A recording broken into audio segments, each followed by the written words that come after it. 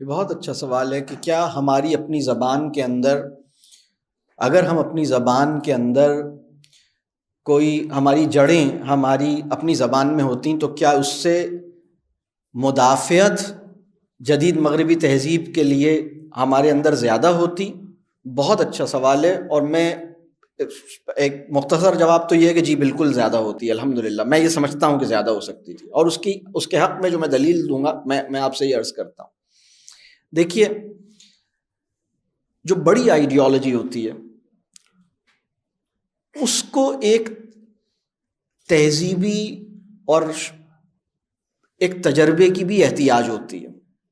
یعنی اب اسلام جو ہے نا، وہ تو خیر سب سے بڑی اور حق ہے، مطلب تو 3 زبانوں میں اس کا تہذیبی تجربہ، تاریخ کے اندر اسلام کا جو تہذیبی تجربہ ہے وہ 3 زبانوں کے اندر کسی نہ کسی درجے میں، تاریخ کے کسی نہ کسی حصے میں اس کی ایک بہت شفاف، بہت پاکیزہ ڈیمانسٹریشن کہہ لیجئے، یا وہ تہذیب اسلامی، یعنی اسلام جس طرح کی تہذیب کا متقاضی ہے اس کی مینیفیسٹیشن 3 زبانوں سے پیدا ہونے والی جو معاشرت ہے یا اس کے اندر رچی بسی، اس میں جیسے اس کو ہم نے اس کو ایکسپیرینس کیا ہے، اس کو ہم وٹنس کرتے ہیں، اور وہ اس کے لٹریچر میں بھی کسی درجے پر محفوظ ہے۔ اس میں سب سے پہلے عربی زبان ہے، اسی طرح اس کے اندر فارسی زبان ہے، اسی طرح اس کے اندر اردو زبان ہے، اور یہ غیر معمولی بات ہے۔ مطلب میں یہ سمجھتا ہوں، اب آپ اسے تعصب کہیے یا جو بھی نام دیجیے، لیکن میں یہ علمی اعتبار سے، مطلب میں ایک بالکل آبجیکٹیولی یہ بات جب میں سوچتا ہوں تو اب جیسے قرآن جو ہے وہ عربی میں نازل ہوا، عربی کے بعد اگر کسی زبان میں قرآن موجود ہے تو وہ اردو زبان ہے، اس لیے کہ قرآن کلام الہی کی 50% زبان تو اردو ہے۔ یہ بات واضح ہو رہی ہے، اس کا رسم الخط، اس کی صوتیات، اس کا پورا، اور یعنی ہم بین اردو میں بھی کہتے ہیں، ہم جماعت اردو میں بھی کہتے ہیں، ہم بہت ساری چیزیں اردو میں کہتے ہیں۔ وہ آپ مطلب بہت ساری، سورہ فاتحہ کو اگر ہم اچھی اردو جاننے والا اگر سورہ فاتحہ کو پڑھے گا تو اس میں اسے 2-4 الفاظ کے علاوہ یعنی ایک اجنبیت محسوس نہیں ہوگی اسے، یعنی اس کو ایک مانوسیت محسوس ہوگی، وہ کہے گا ہاں یہ تو مطلب کوئی اپنی بات ہے ہماری۔ اور پھر دوسری بات یہ کہ جو تہذیبی تجربہ ہے، مطلب دیوبند کا ایک پورا ایک بہت بڑی ایک ایتھوس ہے نا، یا شاہ ولی اللہ اور ان کے خاندان کی جو خدمات ہیں اس سے پیدا ہونے والا جو حسن معاشرت کا ایک پورا، پھر صوفیہ کا اور خانقاہ، جو بھی آپ اس کے بارے میں کوئی بھی نام لیں، لیکن احسان اور ایثار اور قربانی اور بے لوثی اور للہیت، اس کی جو جھلکیاں مختلف، اب وہ اس کے اندر ایک تنوع موجود ہے۔ ہم یہ کہہ سکتے ہیں کہ بھائی ٹھیک ہے، وہ چشتیہ ہیں، وہ فلانے ہیں، وہ سلفی ہیں، وہ دیوبندی ہیں، لیکن بہرحال اس کے اندر وہ للہیت اور وہ حسن معاشرت اور وہ یعنی ایک ایسی تہذیب جس کے لیے خدا سب سے بڑی، سب سے قیمتی چیز ہے، اور ان کا مقصود رب کریم ہے۔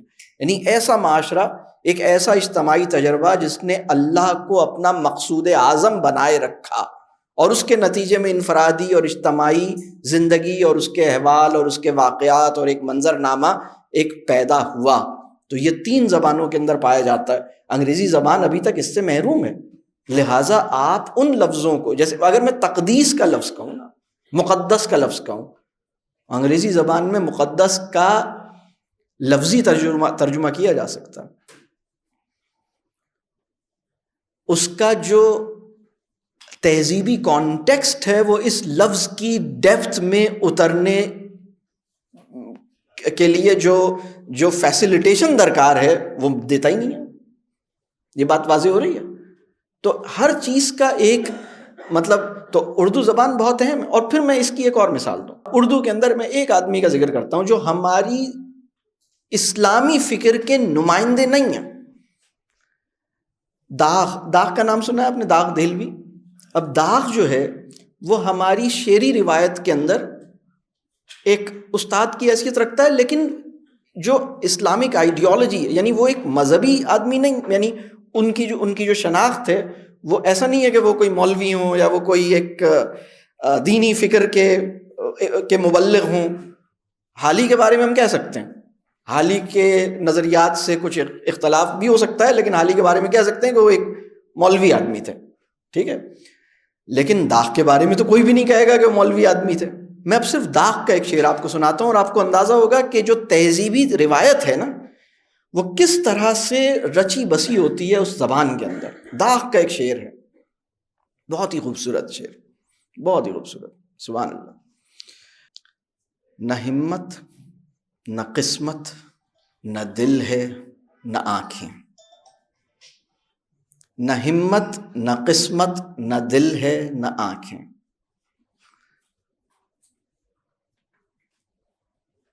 نہ ڈھونڈا نہ پایا نہ سمجھا نہ دیکھا۔ پہلا مصرع ہے نہ ہمت نہ قسمت نہ دل ہے نہ آنکھیں، اگر آپ اسے لکھیں گے تو یہ 4 کی ورڈز آ گئے۔ اگلے مصرے میں نہ ڈھونڈا تو یہ کرسپونڈ کر رہا ہے ہمت سے، ہمت نہیں تھی تو ڈھونڈا نہیں۔ اب میں اس کے اندر جو بغیر معمولی بصیرت ہے نا میں اس کی طرف اشارہ کروں گا۔ نہ ہمت تو ہمت نہیں تھی، نہ ڈھونڈا، نہ ڈھونڈا نہ پایا نہ سمجھا نہ دیکھا۔ نہ پایا قسمت نہیں تھی، پایا نہیں، نہ سمجھا، اس کو نہ دل ہے نہ آنکھیں، نہ سمجھا نہ دیکھا، تو آنکھوں سے دیکھتا ہوں لیکن سمجھتا دل سے ہوں۔ یہ جو داغ کے پاس دل کا تصور ہے، داغ کا تصور قلب، یہ ہماری اسلامی روایت سے آ رہا ہے۔ ان کے دل ہیں لیکن وہ نہیں سمجھتے نا، مطلب یہ قرآن، آپ سوچئے کہ داغ ہماری فکر کے نمائندہ آدمی نہیں ہے۔ مطلب اگر کسی شاعر کی مدد سے اسلام کی روح اور اسلام کے پیغام کو سمجھنا ہو تو ہم داغ کا انتخاب نہیں کریں گے، ہم کسی اور کا انتخاب کریں گے۔ داغ کا تو کوئی بھی نہیں کرے گا۔ میں آپ سے عرض کر رہا ہوں کہ داغ کا شعر بھی ہماری تہذیب کا جو ایک، یعنی یہ معمولی واقعہ نہیں ہے کہ داغ کی زبان سے ایسا شعر نکل رہا ہے، نہ دل ہے نہ آنکھیں۔ داغ بھی یہ سمجھتا ہے کہ سمجھنے کا عمل قلب میں واقع ہوتا ہے، یہ معمولی بات نہیں ہے۔ اور قلب کی اگر میں بات کروں، تصور قلب مغرب کے تناظر میں، تصور قلب، قرآن کا تصور قلب کچھ اور چیز ہے، اور مروجہ تہذیب حاضر کا تصور قلب، تہذیب حاضر میں کوئی تصور قلب پایا نہیں جاتا۔ تہذیب حاضر کا میں کارڈیک سرجن ہوتا ہے اور وہ قلب کو ایک پلمبر کی نظر سے دیکھتا ہے، وہ قلب نہیں ہوتا، وہ ہارٹ ہوتا ہے، اس کی نالیاں ہوتی ہیں، چوک ہوتی ہیں، اس کو کھولتے ہیں یا بدلتے ہیں، پائپ چینج کر دیتے ہیں، دیٹس اٹ۔ ہمارا جو تصور قلب ہے وہ کچھ اور چیز ہے۔ تو داغ بھی اس سطح پر کھڑے ہیں۔ اب اوروں کو اگر اکبر الہ آبادی کو اٹھائیں گے یا کسی اور کو تو پھر بہت ہی، جگر کو اٹھائیں گے اور بھی، جگر کی جو جس جگہ پر جگر بعد میں پہنچے تھے، یعنی کوئی بھی ہمارے عہد کا بڑا آدمی، یہ بات واضح ہو رہی ہے۔ تو بہت ہی اچھا سوال ہے۔ میں یہ سمجھتا ہوں کہ قرآن سے جوڑنا، اپنی دین سے جوڑنا، اسی طرح ہم اپنی زبان سے جوڑنا، یعنی زبان جو ہے وہ غیر معمولی چیز ہے۔ زبان جو ہے وہ صرف ابلاغ کا ذریعہ نہیں ہے، زبان ابلاغ کا ذریعہ بعد میں ہے۔ زبان تفہیمی استعداد کو متعین کرنے والا مدر بورڈ ہے۔ کمپیوٹر میں جو حیثیت مدر بورڈ کی ہے، ہمارے کوگنیٹو انفراسٹرکچر کے اندر وہ حیثیت مدر ٹنگ کی ہے۔ تو ہم نے اس کے ساتھ بڑی زیادتی کی ہے۔ یعنی میں کسی بھی بات کو کتنی گہرائی میں سمجھ پاؤں گا، یہ فیصلہ زبان کرتی ہے۔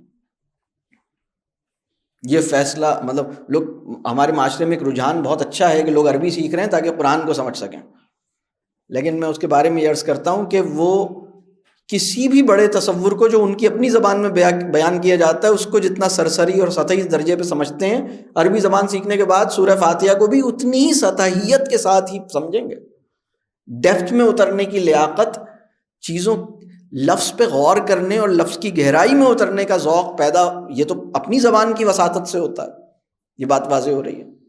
دنیا میں کسی قوم کا دانشور، آپ کو کوئی کسی بھی تہذیب کا ایسا دانشور نہیں ملے گا جو اپنی زبان میں نحیف و نزار ہو اور بالکل ہی معذور اور اپاہج ہو اور دوسروں کی زبان میں پہلوانی کر رہا ہو۔ ایسا کہیں بھی واقعہ نہیں ملے گا۔ یہ ہماری ساتھ ایک المیہ ہوا ہے، اللہ تعالیٰ معاف کرے ہمیں۔